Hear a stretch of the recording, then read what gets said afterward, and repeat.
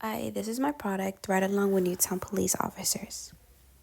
My product is about me shadowing two Newtown police officers. Shadowing two police officers didn't just get me to see their field work and how they do their work and everything. It also got me to know Newtown and see the divided sectors that Newtown has. Day one, I was patrolling Sector 1 with Officer Pete.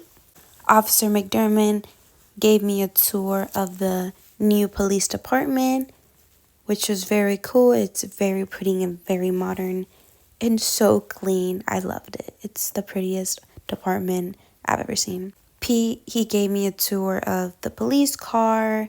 First call we got was an anonymous call. This one person was harassing this other person. We went to check it out. We couldn't do really much about it because it was an anonymous call and we had no information about the person that was harassing the other person. So all we did was just set an alert. Another thing that we did, we would run plates and we would see if they were either registered or they wouldn't have insurance, which is really bad because you can't drive without insurance. So we would have to stop them and either give them a ticket or give them a warning. Day two, I was patrolling Sector 1 with Officer Pete.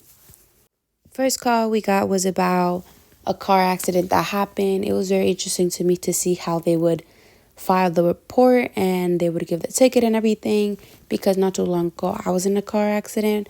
So it was just cool to see how they processed everything and they were trying to solve and piece everything together to find the other person that crashed the other car. The other call we got about was about a hay on the road.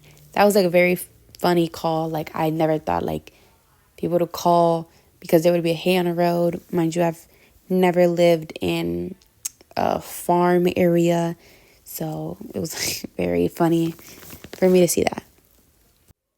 And again, we would just stop cars to make sure everything was okay, either because they were like driving like weirdly and suspiciously. Day three, I was patrolling sectors 2 and 3 with Officer Lopez. First call we got was about a false house alarm that went off because a family member put the wrong code, which I asked the officer and she said that that happens very often. The second call we got was very funny. It was an argument between a family member. It was a child and a mother. The mother told the little kid to put his soccer ball away, but he didn't want to.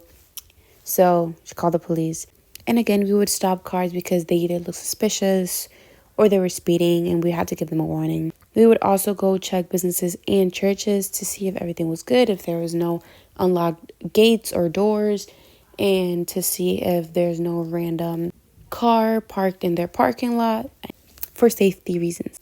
Day 4, I was patrolling sectors 1 with Officer Lopez. Day 4 was a very chill day. We checked out the animal shelter, the canine training camp, and checked out businesses to make sure everything was okay and stopped suspicious vehicles. Throughout the ride-alongs, I also interviewed both officers and got to know them. Officer P, his life before was way different compared to his life now. Before he was an encounter, and he's also a hockey player. He is in a team with the Newtown Police Department with other officers like Officer Chapman and some other officers. Some fun facts about Officer Lopez is that in her junior year in high school, she realized that she wanted to become an officer at a very early age, and that was the path that she wanted to go. Throughout her 2 years of being a police officer, she has struggled with two things. People have seen her differently because of her height and because she's a woman.